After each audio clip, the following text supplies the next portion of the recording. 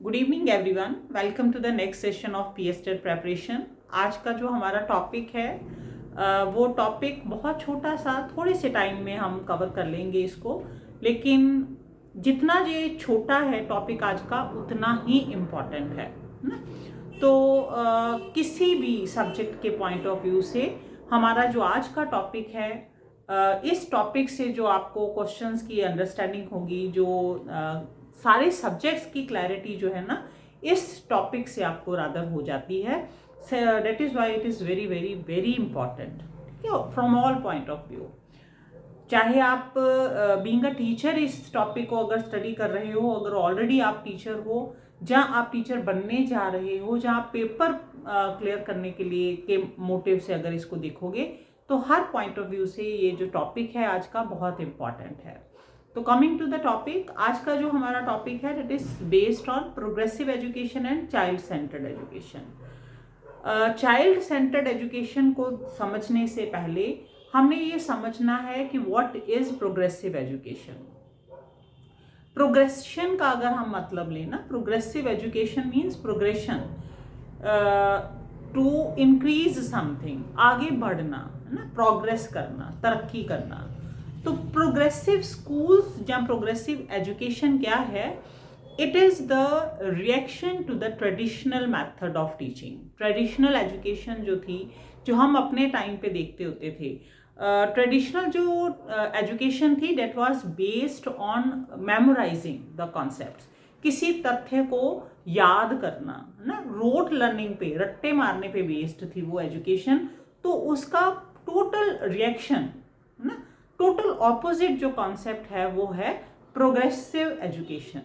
तो progressive education में क्या था कि जैसे ट्रेडिशनल एजुकेशन हमारी रोट लर्निंग पे बेस्ड थी, कि सिर्फ चीज को सीखना है इस मंतव से कि उसको याद कर लेना, मेमोराइज कर लेना, ताकि जब भी क्वेश्चन आए, हमें कोई पूछे, तो उस क्वेश्चन को एज सच आप एक्सपेल आउट कर सको, बाहर निकाल दो, किसी को सुना दो, है ना, कि ये मैंने सीखा है।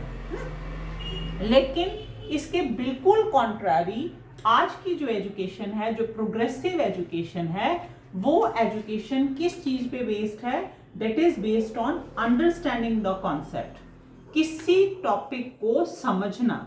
जैसे मैंने जब ये सेशन स्टार्ट किए थे तो मैंने कहा था कि बहुत सारी बुक्स हैं, बहुत सारा कंटेंट है मार्केट में, आप जो मर्जी बुक ले लो, जो मर्जी सोशल मीडिया में जैसे मर्जी आप कोई भी चैनल सब्सक्राइब कर लो, आपको क्वेश्चंस बहुत सारे मिल जाएंगे, है ना। क्वेश्चन का आंसर बताओ, ये मटेरियल भी बहुत मिल जाएगा कि इसको पढ़ लो, याद कर लो। पर हमारा जो मकसद है वो that is not based on the memorising something. किसी चीज को हमने याद नहीं करना, because we are going to shape the students. हम बच्चों को शेप करने जा रहे हैं, बच्चों का फ्यूचर बनाने के लिए जा रहे हैं। Either we are in service teacher और we are going to be the teacher. ये हमारे लिए समझना बहुत जरूरी है। जो कॉन्सेप्ट हम अप्लाई करेंगे अपने बच्चों के ऊपर, उस कॉन्सेप्ट को समझना, अंडरस्टैंड करना बहुत जरूरी है। That is progressive education. तो वो हम कर रहे हैं, है ना, कॉन्सेप्ट को समझने की कोशिश कर रहे हैं। तो प्रोग्रेसिव एजुकेशन भी यही चाहती है, टू अंडरस्टैंड द टॉपिक को आप समझो और फिर उस पर क्रिटिकल थिंकिंग करो ना। क्रिटिकल थिंकिंग मतलब उसके प्रॉस एंड कॉन्स भी सोचो कि ये चीज समझ तो आ गई, पर आपका माइंड उसको एक्सेप्ट कर रहा है कि नहीं कर रहा। मैंने तो आपको कह दिया कि ये चीज ट्रुथ है, आपको भी समझ आ गई कि ओके ये चीज सच्ची है ना, आप सच बोल रहे हो। लेकिन उसके प्रॉस एंड कॉन्स जब हमने उसको सोसाइटी में अप्लाई करना है, जब हमने बच्चों के ऊपर उसको अप्लाई करना है, तो उसके ऊपर क्रिटिकल थिंकिंग करो कि इसका फायदा कितना होगा और इसका नुकसान कितना होगा। अगर नुकसान है तो ये वाला तथ्य, चाहे ये सच्चा है, चाहे ये सही है, पर हम इसको अप्लाई नहीं करेंगे। सो किसी भी टॉपिक को अंडरस्टैंड करना, उसको क्रिटिकली एनालाइज करना, ये प्रोग्रेसिव एजुकेशन का मेन मोटिव है। ऐसा नहीं है कि प्रोग्रेसिव एजुकेशन आज के ज़माने में ही आई है ना। आज हम शोर मचा रहे हैं प्रोग्रेसिव एजुकेशन का। प्रोग्रेसिव एजुकेशन का जो बीज था वो बहुत पहले से स्टार्ट हो गया था, सिर्फ हमने उस चीज़ को समझा नहीं था, है ना, उस चीज़ को अंडरस्टैंड नहीं किया था और क्रिटिकली एनालाइज नहीं किया था, इसलिए इसमें इतनी देर हो गई हुई है। अदरवाइज ये कॉन्सेप्ट बहुत पुराना है। सबसे पहले जॉन लॉक थे। जॉन लॉक ने कहा था कि एजुकेशन जो है ना, that is not merely gaining the knowledge. किताबों को पढ़ने से नहीं आएगी। किताबों को पढ़ना जो है वो नॉलेज नहीं है। किताबों को पढ़ के आपने ग्रेजुएशन कर ली, पोस्ट ग्रेजुएशन कर ली, that is not knowledge. Knowledge comes by observation. जब आप किसी चीज को ऑब्जर्व करते हो, कीन ऑब्जर्व करते हो, है ना, कीन ऑब्जर्वेशन से, एक्सपीरियंस से नॉलेज आती है। और इनकी जो स्टेटमेंट है कि नॉलेज किताबें पढ़ने से नहीं आती, डिग्रियां लेने से नहीं आती, नॉलेज ऑब्जर्वेशन और एक्सपीरियंसेस से आती है। इसका बेस्ट एग्जांपल अभी रिसेंटली जो हड़ आए थे ना, फ्लड के दौरान, आपने देखा होगा कि बहुत सारे ऐसे इंजीनियर, बहुत सारे ऐसे हमारे आईएएस ऑफिसर्स जो थे, जो ग्राउंड लेवल पे जिनको नॉलेज नहीं थी, है ना, प्रैक्टिकली जिनको नॉलेज नहीं थी, वो उस सिचुएशन को समझ ही नहीं पाए कि ऐसा क्या हो गया और उसके साथ डील ही नहीं कर पाए। जबकि उस सिचुएशन के साथ जो डील एक लेमैन ने, जो वहां पे रह रहा है ना, जो एक किसान है, जिसको पता है कि सॉइल की प्रॉब्लम क्या है, इसको कैसे टैकल किया जा सकता है, उन्होंने जितनी अच्छी तरह से उसको टैकल कर लिया, उतनी अच्छी तरह से एक इंजीनियर ने या किसी आईएएस ऑफिसर ने इसको समझा नहीं, हालांकि उनके पास नॉलेज बहुत थी। तो जॉन लॉक भी यही कह रहे हैं कि knowledge is not merely education is not merely the acquiring knowledge. Knowledge लेना अलग बात है, ग्रेजुएशन आपने की हुई है, दैट इज डिफरेंट इशू, लेकिन उस नॉलेज को आप कैसे प्रैक्टिकली इम्प्लाई कर रहे हो, कैसे उसको अंडरस्टैंड कर रहे हो, कैसे उसको ऑब्जर्व कर रहे हो, दैट इज डिफरेंट थिंग। तो इन्होंने कहा ऑब्जर्वेशन से, आपके अनुभव से जो चीजें आपको आती हैं, समझ आती हैं, प्रैक्टिकली जो आपको समझ आती हैं, वो असल में एजुकेशन होती है। जॉन लॉक के बाद में आए थे फ्रबल। फ्रबल का कॉन्सेप्ट भी बहुत पुराना है। आपको याद होगा, जो मेरी एज के हैं, जब मेरे से थोड़े से छोटे हैं, हमने जब प्राइमरी एजुकेशन ली थी तो हमारे पास अबैकस होता था, है ना, जहाँ स्लेट्स ही अगर आती होती थी तो स्लेट्स के नीचे बीड्स लगे होते थे काउंटिंग के लिए ना। 10 का ग्रुप लगा होता था, कभी 10 का है, फिर 9 का है, फिर 8 का है, फिर 7 का है, 6 का है, 1, मतलब डिक्रीजिंग ऑर्डर में। उससे हमें बड़ी हेल्प मिलती थी, काउंटिंग भी आ जाती थी, हमें इंक्रीजिंग डिक्रीजिंग भी आ जाता होता था। फिर हमें उल्टी गिनती, है ना, सीधी गिनती, ऐसे फॉरवर्ड काउंटिंग, बैकवर्ड काउंटिंग, ये भी हमें सिखाया जाता था उसी स्लेट के उन बीड्स से। That was toy for us. हमारे लिए उस टाइम पे ये खिलौना था ना, पर वो एक एजुकेशन का मेथड था। उनको फ्रबल टॉयज बोलते होते हैं, अभी पता चला हमें, है ना, तब हमारे लिए वो टॉयज थे। फ्रबल ने क्या कहा था कि बच्चा सीखता है सेल्फ एक्टिविटी करके, सेल्फ इंडल्ज करके, अपने आप को खुद जब सिचुएशन में इंडल्ज करता है, प्ले वे मेथड से बच्चा खेलता है, सीखता है, खेलते खेलते सीख जाता है वो बच्चा। इसलिए उन्होंने किंडरगार्टन का कॉन्सेप्ट जो था वो उसकी फाउंडेशन फ्रॉबल ने की, और उन्होंने बहुत सारे ऐसे टॉयज बनाए, जैसे अबैकस, जैसे काउंटिंग वाला मैंने आपको बताया, ज्योमेट्रिकल शेप्स उन्होंने बना के रखी हुई थी, तो उनको फ्रबल टॉयज, आजकल तो बहुत सारे ऐसे टॉयज आ गए हुए हैं, तो उनको फ्रबल टॉयज बोलते हैं कि बच्चा इन खिलौनों के साथ खेल खेल के ही सीख जाएगा कि ये स्क्वायर है, ये रेक्टेंगल है ना। गाड़ी उसको रेक्टेंगल की फॉर्म में बना के दे दी, ट्राइंगल की फॉर्म में बना के दे दी, घर बना के दे दिया, ब्लॉक्स दे दिए। तो इन टॉयज से बच्चा, प्ले वे एक्टिविटी से बच्चा सीखता है। और इन सब के कॉन्सेप्ट को जो समराइज किया, कह लो, एक सिस्टमैटिकली, एक स्कीमेटिकली जिनको प्रेजेंट किया जिन्होंने, वो थे डवे। डवे जो थे ना, उन्होंने अपनी एक थ्योरी जो दी थी, वो इन दोनों की थ्योरीज के पे ही बेस्ड थी। दोनों को कह लो कि सम अप करके, कोलैबोरेट करके उन्होंने अपनी थ्योरी दी। उन्होंने कहा कि डेमोक्रेटिक वे में आज़ाद करके बच्चों को लिबरल दे के सिचुएशन दे के बच्चों को टीचर एज अ गाइड बना के, teacher as a collaborated teaching वाले माहौल में अगर बच्चा सीख रहा है तो वो बड़े अच्छे से सीखेगा, है ना। अपने दोनों कॉन्सेप्ट आ गए कि एक्टिविटीज़ में इंडल्ज होगा, डेमोक्रेटिक वे में सीखेगा, तो फिर वो जो सीखेगा वो उसके ऊपर परमानेंट उसका इम्पैक्ट हो जाएगा। तो ये उन्होंने कहा कि ये प्रोग्रेसिव एजुकेशन है। असल में ये एजुकेशन है जो हम बच्चे को इन्वॉल्व करके, बच्चे को फ्री एटमॉस्फेयर देके, टीचर को उसके ऊपर थोप के नहीं, टीचर को उसके साथ लिबरल बना के, टीचर को उसके साथ फ्रेंड बना के, एक फिलॉसफर बना के, एक गाइड बना के अगर हम पेश करते हैं तब वो बच्चा जो है वो सीखता है।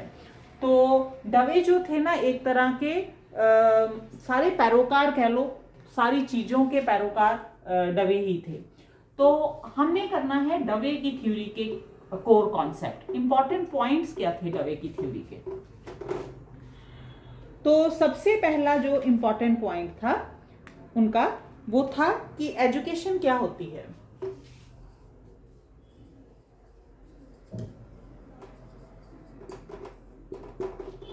उन्होंने कहा कि एजुकेशन जो है ना वो ऐसी चीज है कि बच्चे को सोसाइटी में फिट रहना सिखाती है, सोसाइटी में सोसाइटी के साथ डील करना सिखाती है ना। तो उनके अकॉर्डिंग क्या था, education is participation of child in the society, कि हम बच्चे को एजुकेट तब मानेंगे जब वो सोसाइटी में एक्टिवली पार्टिसिपेट करना सीख जाएगा। सोसाइटी में एक्टिवली पार्टिसिपेट करने का मतलब क्या हो गया कि वो हर तरह के सोशल स्किल को जानता है, वो हर तरह के बिहेवियर को जानने लगेगा, हर तरह की लैंग्वेज को जानने लगेगा, है ना। सोसाइटी में तो बहुत सारी सिचुएशंस आएंगी ना, मैथ्स भी उसको यूज करना पड़ेगा, लैंग्वेज भी उसको यूज करनी पड़ेगी, स्किल्स भी यूज करनी पड़ेगी, अपना मॉरल कैरेक्टर भी दिखाना पड़ेगा। सो ऑलराउंड डेवलपमेंट चाहता है। फिर इसका मतलब सोसाइटी में अगर बच्चा फिट हो रहा है, पार्टिसिपेट हो रहा है, तो that is called the education. ठीक है जी। इसी तरह ये थी बात उन्होंने एजुकेशन की। और दूसरी बात उन्होंने कही कि स्कूल भी ऐसे होने चाहिए कि सोसाइटी से अलग चीज नहीं होनी चाहिए। स्कूल ऐसी जगह होनी चाहिए जहां पे कम्युनिटी और होम दोनों की कंट्रीब्यूशन हो, मतलब दोनों के सुमेल से जो बने वो स्कूल है। स्कूल कोई डिफरेंट चीज नहीं है। घर का माहौल भी होना चाहिए, कम्युनिटी का माहौल भी होना चाहिए। शायद इसी थ्योरी को लेके आजकल गवर्नमेंट क्या प्राइवेट स्कूल्स में भी एसएमसी कमेटीज बनी हुई हैं, है ना। तो वो जो कमेटी है उनमें मेंबर्स क्या होते हैं, कम्युनिटी के मेंबर होते हैं, सोसाइटी के मेंबर होते हैं, पेरेंट्स होते हैं बच्चों के, एजुकेशनिस्ट होते हैं, और इवन टीचर भी एक उन्होंने बीच में रखा होता है। तो जो सारे मिलके, क्योंकि अगर पेरेंट्स हैं तो वो पेरेंट्स अपने बच्चे के पॉइंट ऑफ व्यू से हमें आइडियाज देंगे, अगर कम्युनिटी के मेंबर्स हैं बीच में, सोसाइटी के मेंबर्स हैं, तो वो हमें सोसाइटी के अकॉर्डिंग आइडियाज देंगे, अगर कोई एजुकेशनिस्ट है तो वो एजुकेशन के पॉइंट ऑफ व्यू से हमें आइडिया देगा। तो उन्होंने कहा कि स्कूल एक ऐसी जगह होनी चाहिए जहां पे कम्युनिटी और होम दोनों की इन्वॉल्वमेंट होनी चाहिए, है ना। तभी बच्चा सोसाइटी में अपने आप को, जब वो निकलेगा स्कूल से, जब एजुकेशनिस्ट बन जाएगा, जब वो एजुकेशन ले लेगा, तो वो सोसाइटी में तभी फिट हो पाएगा। उसके बाद में तीसरा उनका पॉइंट था करिकुलम का, कि अगर स्कूल ऐसा होना चाहिए कि जहाँ पे कम्युनिटी और होमली एनवायरनमेंट दोनों हो, दोनों की इन्वॉल्वमेंट हो, फिर करिकुलम भी ऐसा होना चाहिए जहाँ पे सोशल स्किल्स, कली एकेडमिक एजुकेशन नहीं, कली हमें लैंग्वेज ही नहीं सीखनी, मैथ्स ही नहीं सीखना, साइंस ही नहीं सीखनी, हमें सोशल स्किल्स भी सीखनी है। जो जिस सोसाइटी से बच्चा आ रहा है उसमें जाके उसने फिट तो तभी होना है जब वहाँ की स्किल्स, कोई प्रैक्टिकल स्किल्स भी हम जो है करिकुलम का पार्ट बनाएं। ठीक है जी। उसके बाद में आ जाता है टीचर। तो इन सब से ऊपर उन्होंने कहा टीचर जो है वो ऐसा होना चाहिए कि वो सोशल रिफॉर्मर हो ना, वो बच्चे की बेसिक प्रॉब्लम को समझ के बच्चे के साथ कोलैबोरेट करके टीचिंग करे। वन वे टीचिंग नहीं होनी चाहिए कि टीचर बोली जा रहा है, आप सुनी जा रहे हो, बच्चा सुनी जा रहा है ना, और उसको एक्सेप्ट भी करेगा। टीचर सही पढ़ाए तब भी ओके, टीचर गलत पढ़ाए तब भी ओके, ऐसा नहीं होना चाहिए। कोलैबोरेट टीचिंग होनी चाहिए कि टीचर बच्चों को पढ़ा रहा है तो बच्चों से कुछ पढ़ भी रहा है ना। कोलैबोरेट टीचिंग होनी चाहिए, फ्रेंडशिप वाला माहौल होना चाहिए, फिलोसोफर वाला गाइड वाला माहौल होना चाहिए। रिलेशन जो है बच्चे के साथ टीचर का भी ऐसा होना चाहिए। वो एक सोशल रिफॉर्मर बन के सामने आना चाहिए कि क्योंकि वो सोसाइटी को प्रोडक्ट दे रहा है, और सोसाइटी को जो प्रोडक्ट दे रहा है वो उसकी टीचिंग पे बहुत डिपेंड करता है, उसकी मेथडोलॉजी पे बहुत डिपेंड करता है।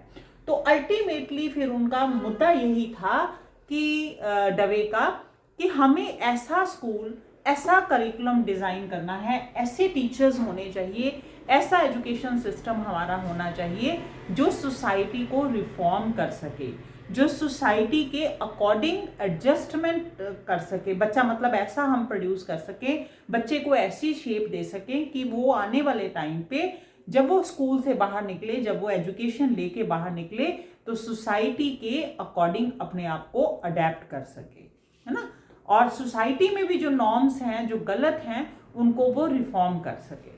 ठीक है जी। तो ये थे हमारे डवे के थ्योरी के कुछ पॉइंट्स थे। उसके बाद में आता है कि ये जो हम प्रोग्रेसिव एजुकेशन की बात कर रहे हैं, 3 हमने थ्योरीज पढ़ी हैं।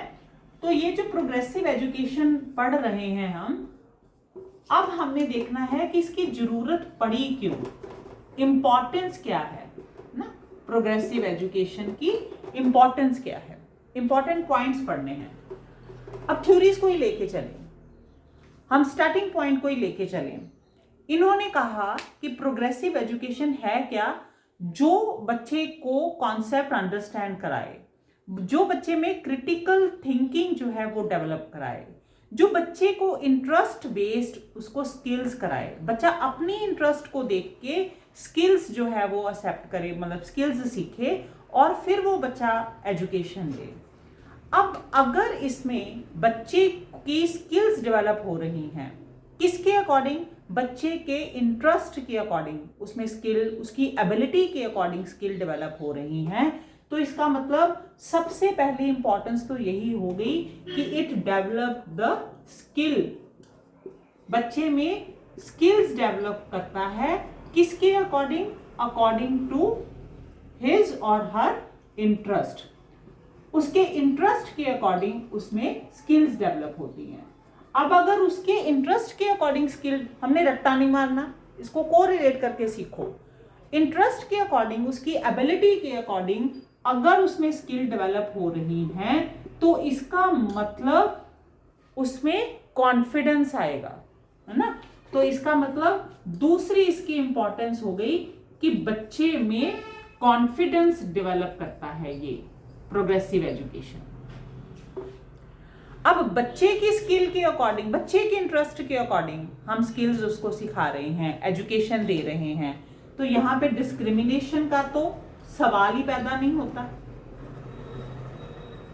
नो डिस्क्रिमिनेशन, ऐसी एजुकेशन में डिस्क्रिमिनेशन कोई नहीं है।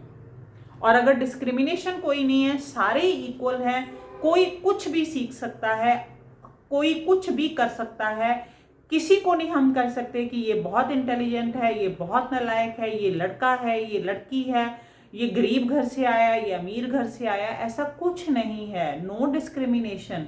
तो क्या होगा, डेमोक्रेटिक वैल्यूज डेवलप हो जाएंगे।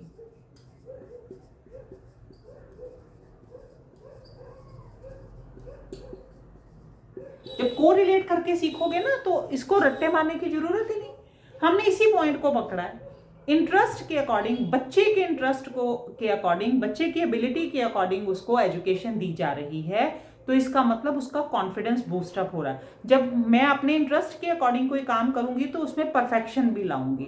अब परफेक्शन लाऊंगी तो आज मेरे को अगर उसमें सफलता मिली है उस काम में, तो मेरा फिर कॉन्फिडेंस बूस्टअप हो गया, मैं नेक्स्ट टाइम भी और अच्छे से वो काम करूंगी। जैसे ये जब मैंने चैनल स्टार्ट किया था तो मेरे को फ्रॉम वेरी फर्स्ट डे बड़ी अप्रिसिएशन मिली। 1 सब्सक्राइबर से अब मैं 200 सब्सक्राइबर तक अगर पहुंच गई हूं, तो क्या हुआ, मेरे क्योंकि ये मेरा पैशन है ना, तो मेरे पैशन के अकॉर्डिंग मैं काम कर रही हूँ। मेरे को फर्स्ट ही उसमें इतना अच्छा रिस्पॉन्स मिला, मेरा काम पसंद आया, तो मैं बूस्टअप हो गया, कॉन्फिडेंस मेरा बूस्टअप हो गया। अब मेरे पास टाइम हो या ना हो, मेरा मकसद यही होता है कि जैसे मर्जी टाइम निकाल के मेरा ये वाला काम तो ज़रूर करना है। तो बच्चा अगर अपने इंटरेस्ट के अकॉर्डिंग सीख रहा है तो उसका कॉन्फिडेंस बूस्टअप होगा। कॉन्फिडेंस बूस्टअप होगा मतलब कि वो सब कुछ जो है आज़ादी से सीख रहा है, डेमोक्रेटिक वे से सीख रहा है। उसके टेस्ट को अंडर एस्टिमेट नहीं किया जाता, जहाँ किसी के टेस्ट को बहुत ज़्यादा अप्रिसिएशन मिल जाए और किसी को हम स्नब कर दे, ऐसा भी कुछ नहीं होता। कोई डिस्क्रिमिनेशन नहीं हो रही, डेमोक्रेटिक वैल्यूज डेवलप हो रही है। ठीक है जी। अब उसके बाद टीचर्स के रोल पे आ जाओ। ये चारों पॉइंट हम स्टूडेंट्स के पॉइंट ऑफ व्यू से कर लिए, इम्पॉर्टेंस। फिर इसमें हमने बात की थी प्रोग्रेसिव एजुकेशन में कि इसमें टीचर जो है वो डेट शुड बी गाइड होना चाहिए, गाइड होता है ना। कोलैबोरेट टीचिंग हो रही है, तो अगर कोलैबोरेट टीचिंग हो रही है, इकट्ठे बैठ के दोनों पढ़ रहे हैं, हम टीचर को भी लर्नर ही मान रहे हैं, टीचर भी सीख रहा है। Teacher is not teaching, teacher is learning from the situations, from the students, है ना, फ्रॉम देयर पार्टनर्स कह लो। ये 2 वे मेथड है। हम भी सीख रहे हैं, हम सिखा भी रहे हैं, हम सीख भी रहे हैं, बच्चे सीख भी रहे हैं, बच्चे सिखा भी रहे हैं। तो कोलैबोरेट टीचिंग अगर है तो इसका मतलब दोनों का रिलेशन जो है कितना हेल्दी होगा। और अगर दोनों का रिलेशन हेल्दी होगा तो क्लासरूम में डिसिप्लिन वगैरह की तो कोई प्रॉब्लम ही नहीं आएगी। So it means collaborate teaching हो रही है, सारे सीख ही जा रहे हैं, इसीलिए इसको प्रोग्रेशन कहते हैं। टीचर भी अप टू डेट हो ही जा रहा है। टीचर ऐसा नहीं है कि जो वो सीख के आया था बस वहीं पे है, उसके पास कंटेंट उतना ही है। वो डेली अपने बच्चों से, अपने सोसाइटी से, अपने स्कूल के एटमॉस्फेयर से, है ना, बहुत कुछ सीख रहा है।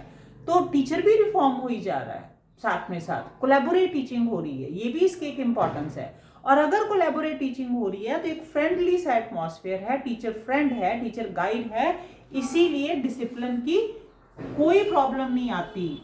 नो डिसिप्लिनरी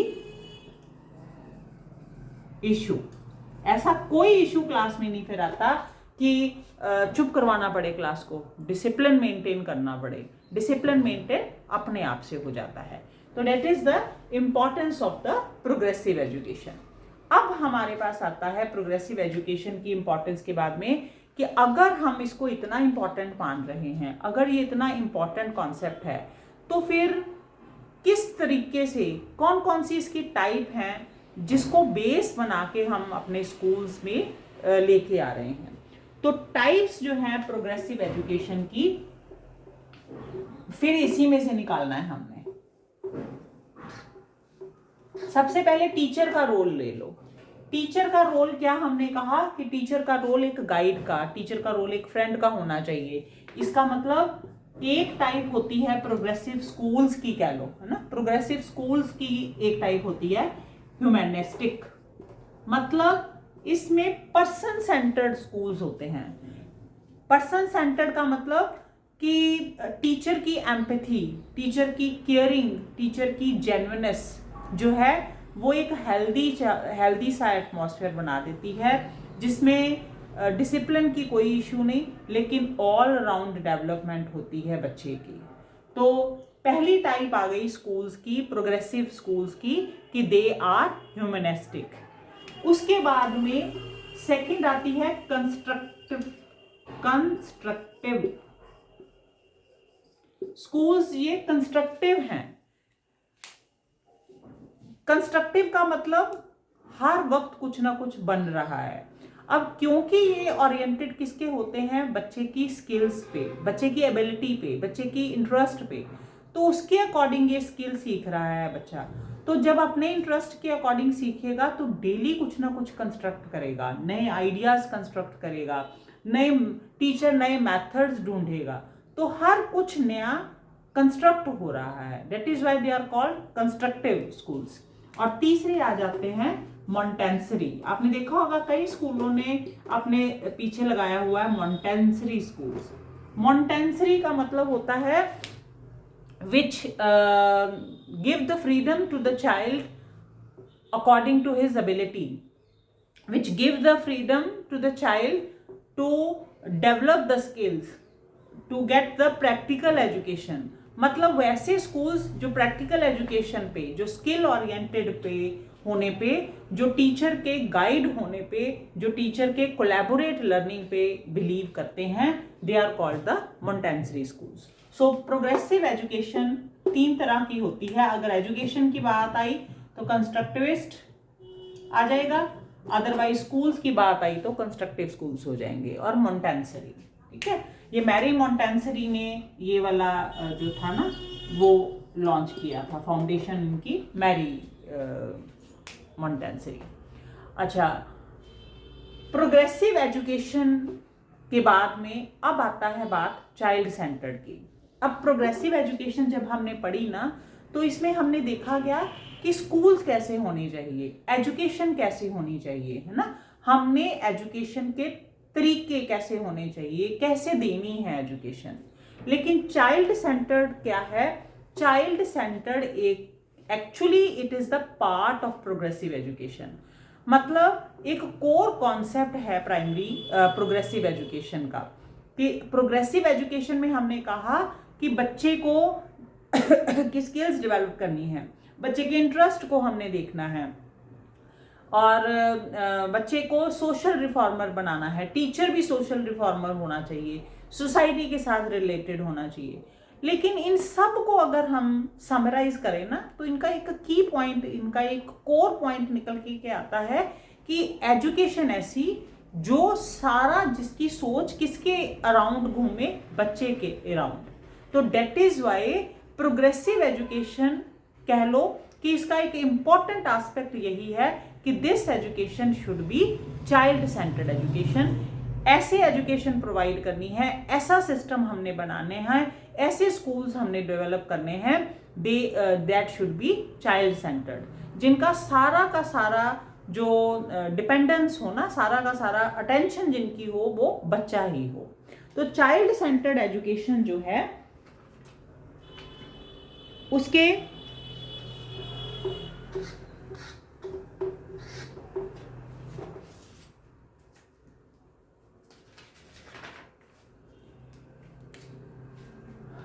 आगे आता है child centered education.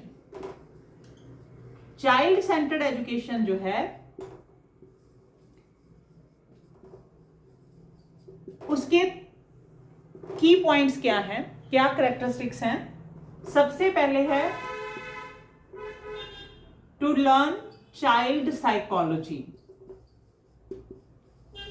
Child centered education कहती है कि हमें बच्चे की साइकोलॉजी देखनी है। सबसे पहले बच्चे का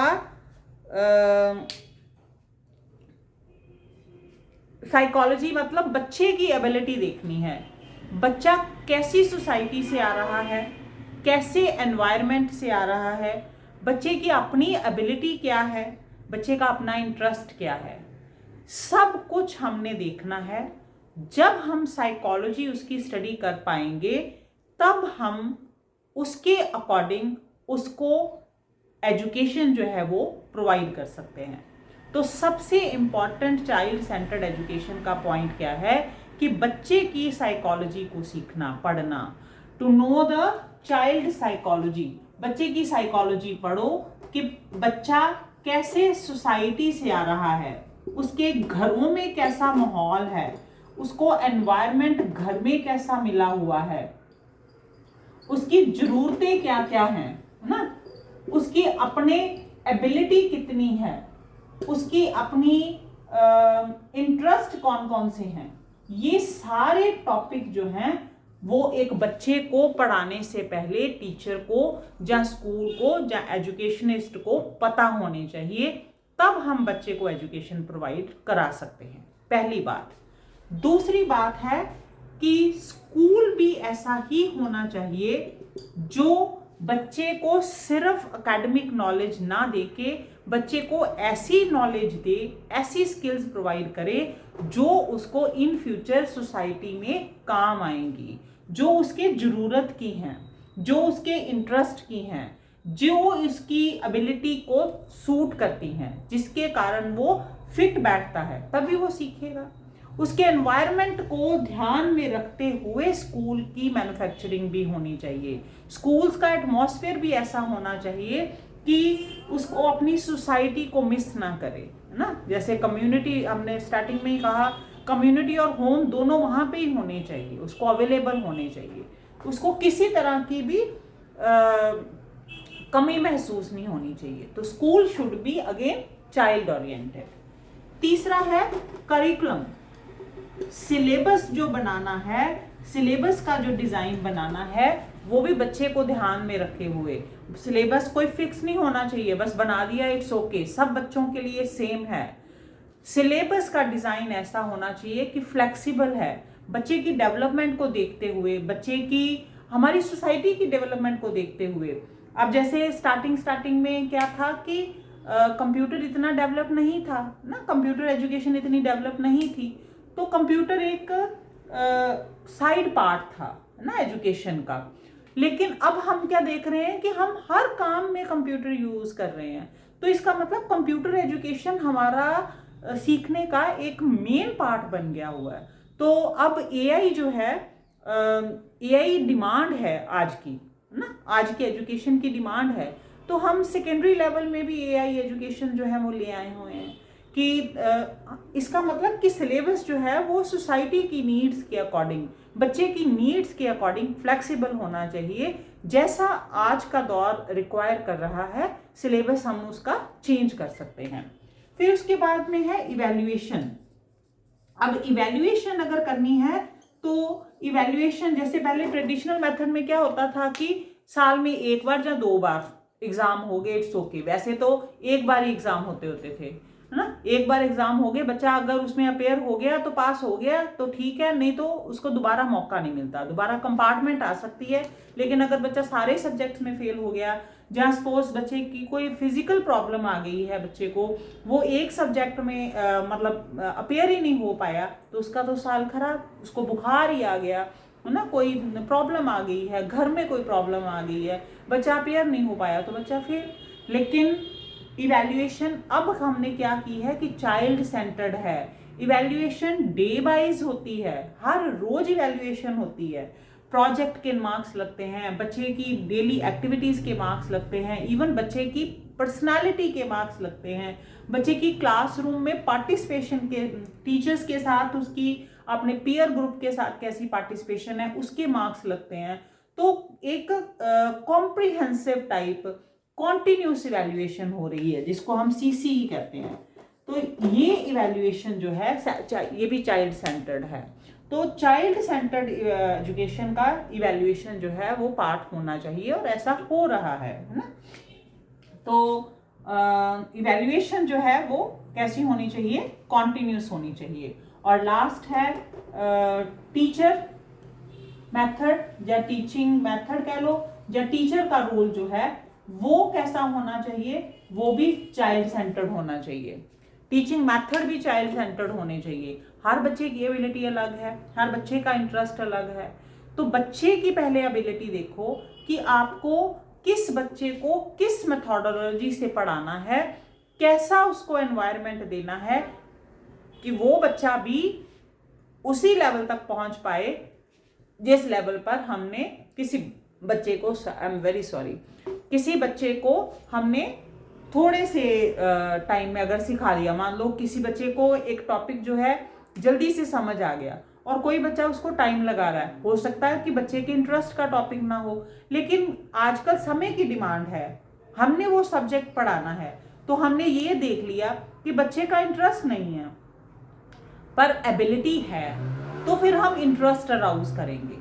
हो सकता है कि बच्चे का इंटरेस्ट है पर उसकी एबिलिटी नहीं है उस कॉन्सेप्ट को समझने की, तो फिर हम उसकी एबिलिटी को बूस्ट अप करने के लिए उसको उतना टाइम, उसको ऐसा मेथड प्रोवाइड करेंगे इजी से इजी कि वो उस कॉन्सेप्ट को ग्रैस्प कर ले। मतलब हमारा मकसद ये होना चाहिए कि हर बच्चा जो है उसकी इंडिविजुअलिटी बरकरार रखते हुए, मतलब उसकी इंडिविजुअलिटी नहीं हम छेड़ सकते, उसका इंटरेस्ट नहीं छेड़ सकते, उसकी एबिलिटी नहीं छेड़ सकते, पर फिर भी हमारी तरफ से ऐसा मेथड हमने करना है कि उसको कॉन्सेप्ट जो है वो समझ आ जाए, जहाँ वो जो बच्चा है वो पढ़ाई से पीछे नहीं, मतलब उसका इंटरेस्ट ही ना खत्म हो जाए, है ना। बच्चा ओरिएंटेड हमारा मकसद होना चाहिए टीचिंग मेथड का।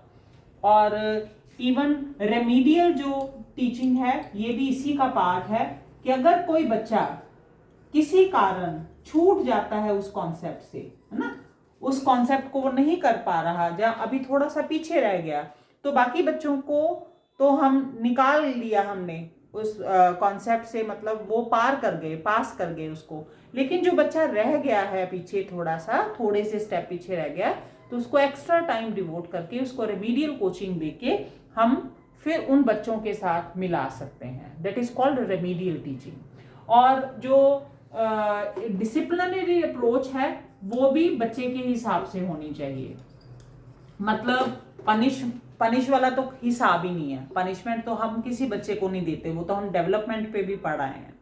लेकिन ये जो अप्रोच है क्लास में, अब डिसिप्लिन तो मेंटेन करना ही है। सबसे पहला तो यही है कि अगर हम कोलैबोरेट टीचिंग कर रहे हैं, अगर हम उनके फ्रेंड्स बन के उनको पढ़ा रहे हैं, अगर हम टू वे टीचिंग कर रहे हैं, तो डिसिप्लिन का ज़्यादा तो सवाल नहीं होता। पर फिर भी अगर सपोज किसी कारण हमारी सिचुएशन जो है वो इनडिसिप्लिन वाली क्लास में हो रही है किसी बच्चे के कारण, तो उस बच्चे का सबसे पहले तो हमने उसके उस बिहेवियर को लेके स्टडी करना है कि what is the exact reason of this behaviour. बच्चे का वो बिहेवियर किसके कारण है? उसकी एबिलिटी वीक है, उसका मन नहीं लग रहा क्लास में, जहाँ उसके घर में कोई प्रॉब्लम है, उसको उसके सोसाइटी में कोई प्रॉब्लम है, या उसको फिजिकली कोई प्रॉब्लम है कि वो ऐसा बिहेवियर जो है शो कर रहा है। बिहेवियर ओरिएंटेड हमारी अप्रोच होनी चाहिए, है ना। बच्चे के ओरिएंटेड हमारी, उसके बिहेवियर के अकॉर्डिंग एक्शन जो है ना, टुवर्ड्स एक्शन बिहेवियर के हमारा जो एक्शन है वो बच्चे को ध्यान में रखते हुए होना चाहिए। बच्चे की सोसाइटी को, बच्चे के एनवायरनमेंट को, बच्चे की फिजिकल कंडीशन को, बच्चे के इंटरेस्ट को हर तरीके में सोच के फिर अपना एक्शन जो है, फिर अपना अप्रोच जो है डिसिप्लिन मेंटेन करने के लिए हमने लगानी है। तो that is the child centered education. अब ये जो चाइल्ड सेंटर्ड एजुकेशन है, इसके लिए ही चाइल्ड सेंटर्ड एजुकेशन को ही मद्देनजर रखते हुए आज के स्कूलों में, हमारे स्कूलों में अब 3 जो मेन एक्टिविटीज हो रही हैं वो चाइल्ड सेंटर्ड एजुकेशन का ही पार्ट है। सबसे पहली है RTE. RTE means right to education act. ये जो एक्ट है ये कहता है कि हर बच्चा जो 8th क्लास तक है, 6 to 14 ईयर की एज का बच्चा, उसको एजुकेशन लेने का हक है। हम किसी कारणवश भी उस बच्चे को 8वीं क्लास तक हमने पढ़ाना ही पढ़ाना है, एजुकेशन देनी ही देनी है, एलिमेंट्री एजुकेशन जो है देनी ही देनी है, और उसको हम एक्सपेल नहीं कर सकते, किसी भी ग्राउंड पे उसको एक्सपेल नहीं कर सकते। हमारी पूरी कोशिश होनी चाहिए कि ये बच्चा एजुकेशन ले, और उसी के लिए डिपार्टमेंट ने ये जो एक्ट है, इन्होंने फ्री बुक्स, है ना, विदाउट फी, कोई फीस नहीं है 8वीं तक एजुकेशन देने का फैसला किया कि बुक्स फ्री होनी चाहिए, कोई फीस नहीं होनी चाहिए। अच्छा, ਹੁਣ प्रॉब्लम क्या आती है कि हमने कह दिया बच्चों को कि आपको फ्री एजुकेशन मिलेगी, इसलिए आप 8वीं तक पढ़ना ही पढ़ना है हर बच्चे ने। पेरेंट्स को भी हमने मोटिवेट कर दिया, लेकिन वहाँ पे प्रॉब्लम क्या आई, अच्छा यूनिफॉर्म्स, फ्री यूनिफॉर्म मिलती है बच्चों को। प्रॉब्लम क्या आई कि गर्ल्स जो होती हैं उनको 8th तक प्रॉब्लम्स होनी शुरू हो जाती है ना, तो उनके लिए फिर सेपरेट टॉयलेट्स की प्रोविज़न, मतलब ये आरटी की ई के अंडर ही ऐसी एक्टिविटीज़ जो थी वो की कि बच्चा जो है हर हालत में इस एजुकेशन को लेने के लिए आए जरूर, है ना। राइट तो बनाया, उनका हक है, पर सुविधा होएगी तभी वो अपने हक को भी यूज़ कर पाएंगे ना। तो सेपरेट टॉयलेट जो है गर्ल्स का, उसकी प्रोविज़न, तो ऐसे बहुत सारे जो डिसीजन थे वो लिए गए ताकि बच्चा इस राइट को, राइट टू एजुकेशन को एंजॉय कर सके। इसके साथ ही मिड डे मील की प्रोविज़न जो थी, दोपहर का खाना जो है बच्चों को प्रोवाइड किया जाएगा 8th तक के बच्चों को, ये भी इसी का ही पार्ट था। उनको उनका राइट देने के लिए जो भी हमारा राइट है ये, पर हम उस राइट को अपनी मजबूरी से नहीं एंजॉय कर पा रहे, तो वो मजबूरी भी ख़त्म हो जाए, इसके लिए मिड डे मील स्कीम चलाई गई। ये मिड डे मील स्कीम में बच्चों को खाना फ्री मिलता है, वहाँ पे ही फ्रेश खाना बनता है, और उन खाने को बनाने के लिए कुक भी अपॉइंट किए गए। सफाई का पूरा ध्यान रखा गया, मेन्यू का पूरा ध्यान रखा गया, पौष्टिक खाना मिले, फ्रूट्स के साथ फ्रूट मिले बच्चों को। उनके इवन मिड डे मील का ही पार्ट है कि रेगुलर डॉक्टर्स जो हैं वो विजिट करते हैं बच्चे की, ग्रोइंग चाइल्ड की, बच्चे पूरी डेवलपमेंट, उसका हाइट, उसकी वेट, उसका ये जो प्रॉब्लम्स आती हैं लड़कियों को, अनीमिया की, अनीमिक ना हो बच्चा, तो फॉलिक एसिड की टेबलेट्स, ऐसे एल्बेंडाजोल की, बच्चों में जो कीड़ों की प्रॉब्लम बड़ी होती है ऐसी टेबलेट प्रोवाइड करनी, रेगुलर चेकअप बच्चे का, है ना, कि कोई फिजिकल प्रॉब्लम तो नहीं है, आई साइट की कोई प्रॉब्लम नहीं है, अगर है तो डॉक्टर्स के साथ जो कांटेक्ट है उनका वो भी फ्री, उनकी ट्रीटमेंट सारी फ्री है ना। CWSN जो बच्चे हैं उनके लिए रैंप की फैसिलिटी, ऐसी बहुत सारी प्रोविज़न जो हैं वो सरकार ने दी हुई हैं स्कूलों में, सिर्फ इसलिए कि बच्चा राइट टू एजुकेशन एंजॉय कर सके। और ये हमारी एजुकेशन क्योंकि चाइल्ड सेंटर्ड एजुकेशन है, हमने बच्चे की हर ज़रूरत देखनी है। SSA जो है सर्व शिक्षा अभियान, ये भी अभियान जो है ये सारा चाइल्ड सेंटर्ड है। इन्होंने भी बच्चों को ध्यान में रखते हुए ग्रांट्स आती हैं ताकि स्कूल का एनवायरनमेंट जो है, स्कूल का इंफ्रास्ट्रक्चर जो है वो पूरा डेवलप हो सके, फर्नीचर की प्रॉब्लम ना हो। बच्चे पहले हमारे ज़माने में बच्चे नीचे टाटों पे बैठते थे, अब स्कूल्स में पूरा फर्नीचर है, ड्रिंकिंग वाटर की फैसिलिटी है ना, टॉयलेट्स की फैसिलिटी है। इवन अभी CWSN की मैं बात करी थी, CWSN चाइल्ड के लिए, बच्चे के लिए रैंप बने हुए हैं। अगर फिजिकली कोई प्रॉब्लम है बच्चे को, बच्चा स्टेयर नहीं चढ़ सकता, हाइट पे है अगर कमरा, जहाँ टॉयलेट्स ही इवन थोड़ी सी हाइट पे हैं, तो रैंप की फैसिलिटी है। और भी जैसे लाइब्रेरी ना, साइंस लैब्स, ऐसा इंफ्रास्ट्रक्चर जो है वो SSA के अंडर प्रोवाइड है। और SSA के अंडर ही एक सबसे इम्पॉर्टेंट जो हमने बात की थी कि बच्चा एक सोशल रिफॉर्मर बनाना है, हमने सोसाइटी में फिट बिठाना है, इसलिए सोसाइटी और होम का जो एनवायरनमेंट है वो भी जरूर होना चाहिए। इसीलिए SSA के अंडर ही यहाँ पे SMC जो है हर स्कूल में एक स्कूल मैनेजमेंट कमेटी बनाई गई।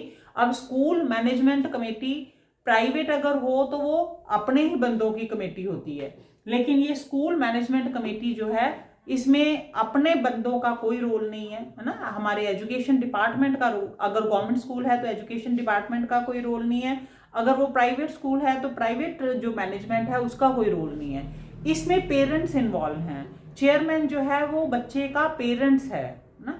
चेयरमैन जो भी सारी एक्टिविटीज़ को देखेगा SSA की, वो चेयरमैन जो है वो बच्चे का पेरेंट है, सोसाइटी से आए हुए लोग हैं, सोसाइटी से आए हुए एजुकेशनिस्ट हैं, इवन टीचर जो ग्राउंड लेवल पे बच्चों को फेस कर रहा है। जैसे मैंने स्टार्टिंग में बात की कि पढ़ के हमें वो चीज़ नहीं मिलती जो हम ग्राउंड लेवल में देख के ऑब्जर्व करके कर सकते हैं, तो एक टीचर भी इसमें इन्वॉल्व किया गया कि टीचर अपनी क्लासरूम में कैसी प्रॉब्लम फेस करता है, बच्चे को वो कैसे स्टडी कर रहा है, कि मेरे बच्चे को क्या प्रॉब्लम है, कैसे इसकी नीड्स जो है मैं हमने पूरी फुलफिल करनी है।